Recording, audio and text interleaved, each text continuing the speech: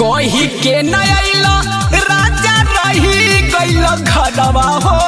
हमारे तरवना कही के नैला करे जा